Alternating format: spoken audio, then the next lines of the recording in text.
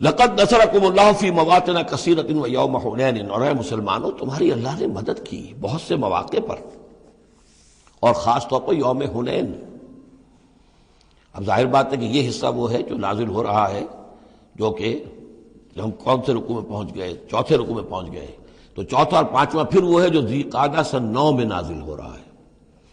تیسرا رکوع جہاں ختم ہوا وہ 2 رکوع ختم ہو گئے کہ جو قریش پر حملے کے ضمن میں اور مکے کی طرف اقدام کے ضمن میں جو رد و قدا ہو رہی تھی، اور وہ فتح مکہ سے پہلے نازل ہوئے سن 8 ہجری میں، رمضان سے قبل۔ اب یہ پھر وہی سلسلہ جڑ گیا جو 6 آیتیں ہم پہلے پڑھ آئے ہیں، ذی قعدہ سن 9 ہجری میں جو نازل ہوئی اسی کے ساتھ۔ اب ظاہر بات ہے کہ اس وقت جو ہے غزوہ حنین بھی ہو چکا تھا۔ لقد نصرکم اللہ فی مواطن کثیرۃ، اللہ نے تمہاری مدد کی ہے مسلمانوں بہت سے مواقع پر، ویوم حنین، حنین کے دن بھی کی، اذ اعجبتکم کثرتکم، جب کہ تمہیں اپنی کثرت پر ناز ہو گیا تھا۔ اب یہ بھی یہ نہ سمجھیے کہ سب مسلمانوں کو ہو گیا تھا۔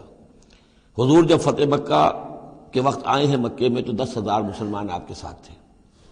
پھر اس کے بعد آپ نے جب طائف پر حملے کا فیصلہ کیا اور اس کے بعد آپ میدان میں نکلے اور حنین کی جنگ ہوئی ہے تو 12,000 کا لشکر آپ کے ساتھ تھا۔ 10,000 وہ تھے اور 2,000 یا تو وہ لوگ تھے جو فتح مکہ کے بعد ایمان لائے، نو مسلم سمجھ لیجئے اسی وقت جو ایمان لائے، اور یا ابھی وہ مشرک ہی تھے لیکن چونکہ اب وہ رعایا ہو گئے مسلمانوں کی تو وہ بھی گویا کہ شریک تھے اس میں ان کے خادموں اور معاونین کی حیثیت سے۔ 12,000 کا یہ لشکر جب گزر رہا تھا ایک وادی سے، اور اس وادی کے دونوں طرف پہاڑیاں تھیں، تو جو تیر انداز تھے اور وہ بہت ہی نشانے والے لوگ تھے تو انہوں نے مورچے بنا رکھے تھے پہاڑیوں کے اوپر، ان کے اوپر سے تیروں کی بوچھاڑ آئی ہے، تو یہ نشیب میں ہے، وادی میں ہے، اوپر سے بیراج آ رہا ہے، اس کے نتیجے میں بھگدڑ مچ گئی۔ بعض روایات میں تو آتا ہے کہ حضور کے ساتھ صرف 30-40 آدمی رہ گئے، علامہ شبلی نے یہی لکھا ہے 30-40 آدمی رہ گئے، لیکن سید سلیمان ندوی نے پھر اپنے استاد سے اختلاف کرتے ہوئے اسی میں سیرت النبی میں نوٹ دیا کہ نہیں 300-400 آدمی رہ گئے تھے، لیکن 300-400 آدمی بھی رہ جائیں 12,000 میں سے تو بھگدڑ بہت بڑی۔ اس وقت پھر حضور خود اپنی سواری سے اترے ہیں، علم اپنے ہاتھ میں لیا ہے، رجز آپ نے پڑھا ہے، انا النبی لا کذب انا ابن عبد المطلب، میں نبی ہوں اس میں کوئی شک نہیں، چاہے یہ 12,000 میرا ساتھ دے تب بھی نبی ہوں، کوئی ساتھ نہ دے تب بھی نبی ہوں، اور میں عبد المطلب کا بیٹا یعنی پوتا میدان میں موجود ہوں۔ اس پر پھر یہ کہ آپ نے لوگوں سے کہا کہ پکارو الیہ یا عباد اللہ، الیہ یا اصحاب الشجرہ، الیہ یا اصحاب البدر، کہاں جا رہے ہو اے بدریوں، کہاں جا رہے ہو اے جو صلح حدیبیہ کے وقت جنہوں نے مجھ سے بیعت کی تھی موت کی، بیعت رضوان، کہاں جا رہے ہو؟ پھر لوگ پلٹے ہیں، پھر فتح ہو گئی۔ اذ اعجبتکم کثرتکم، جبکہ تمہیں اپنی کثرت پر ناز ہو گیا تھا، فلم تغن عنکم شیئا، تو وہ کثرت تمہیں کچھ نہ بچا سکی، کچھ کام نہ آ سکی تمہارے، وضاقت علیکم الارض بما رحبت، اور تم پر زمین اپنی پوری فراخی کے باوجود تنگ آ گئی، تنگ پڑ گئی، تنگ ہو گئی، ثم ولیتم مدبرین، اور پھر تم پیچ موڑ کر بھاگے۔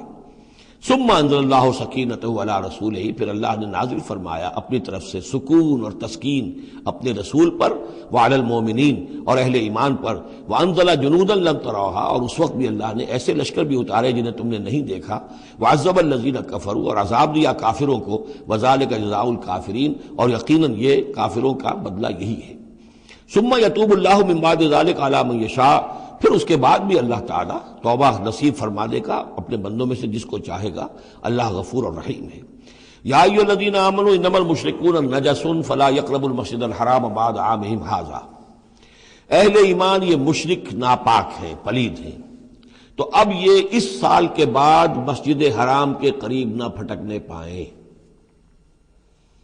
سن 9 کا حج جو ہے کھلا تھا مشرکین کے لیے بھی اور اہل ایمان بھی گئے، حضرت ابو بکر کی زیر امارت قافلہ حج مدینے سے گیا، حضور نہیں گئے۔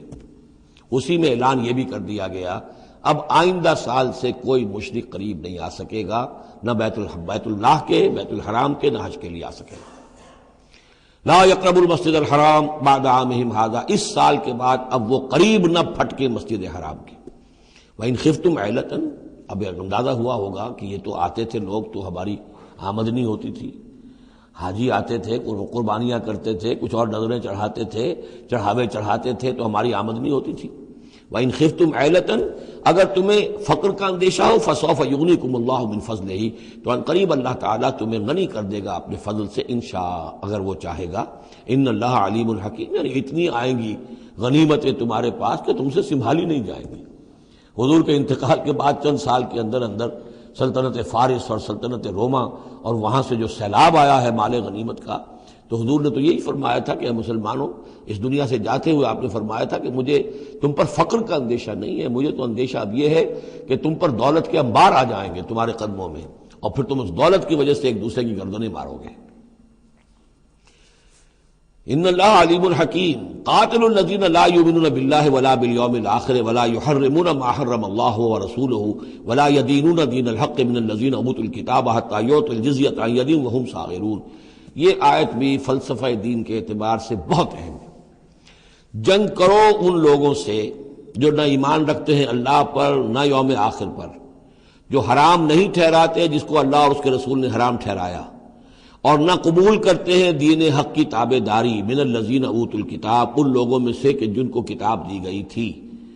حتی یعطوا الجزیۃ عن ید وہم صاغرون، یہاں تک کہ وہ اپنے ہاتھ سے جزیہ پیش کریں اور چھوٹے ہو جائیں، نیچے رہیں، تابع ہو جائیں۔ یہ فرق ہے جو کیا گیا ہے۔ مشرکین عرب کے لیے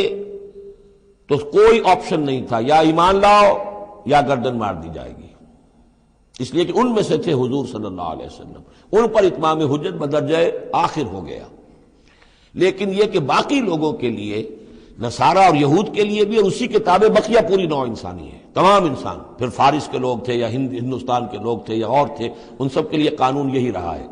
کسی کے لیے یہ چیلنج نہیں ہے کہ تم یا ایمان لاؤ یا قتل کر دیے جاؤ گے، اس کے بعد کسی کے لیے نہیں۔ یہ خاص وقت تھا اس قوم کے لیے اس عذاب کا کہ جس قوم نے ایک رسول کی دعوت کو رد کیا تھا۔ اب اس کے بعد کوئی رسول ہے بھی نہیں، موجود نہیں ہے، بنفس نفیس تو موجود نہیں ہے، معنوی طور پر ہے، وہ واقعتاً جو ہے مادی طور پر تو نہیں ہے۔ اس حوالے سے بقیہ پوری نوع انسانی کا معاملہ کیا ہے؟ ان کے سامنے یہ ہے کہ قتال ان سے بھی کیا جائے گا، جنگ ان سے بھی کی جائے گی، یہاں تک کہ وہ تابع ہو جائیں، اللہ کے دین کی بالادستی کو قبول کر لیں، لیکن اس کے نیچے وہ یہودی رہیں، وہ مجوسی رہیں، وہ ہندو رہیں، وہ سکھ رہیں، وہ پارسی رہیں، وہ جو بھی چاہیں رہیں، انڈیویجول کو کسی کو اسلام لانے پہ مجبور نہیں کیا جائے گا، اور یہ نہیں ہوگا کہ گردن اڑا دی جائے گی یا اسلام لاؤ۔ وہ معاملہ تھا مشرکین عرب کے لیے۔ یہ جو زمین و آسمان کا فرق، اس کو اچھی طرح سمجھ لیجئے۔ یہی وجہ ہے کہ پھر جب دور صحابہ میں اور دور خلافت راشدہ میں فوجیں نکلی ہیں صحابہ کی،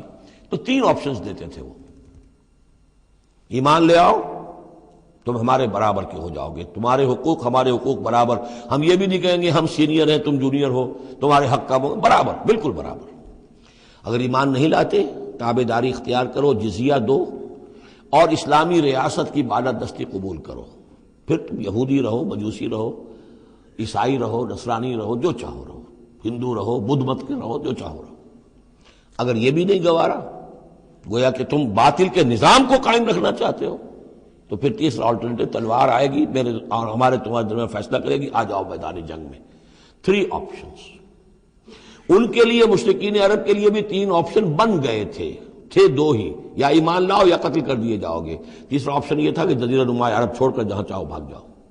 یہاں نہیں رہ سکتے ہم، لیکن یہ اس میں امپلائڈ تھا نہیں، کلیئر نہیں تھا، اسپیلٹ آؤٹ نہیں تھا، لیکن ان کے لیے یہ دوسرا آپشن تھا۔ قاتل الذین لا یؤمنون باللہ، قتال کرو ان سے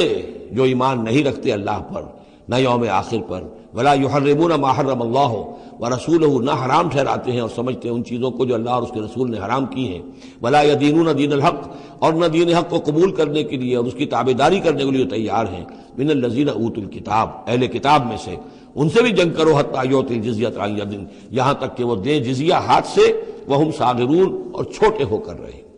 اسلام کی بالادستی قبول کریں۔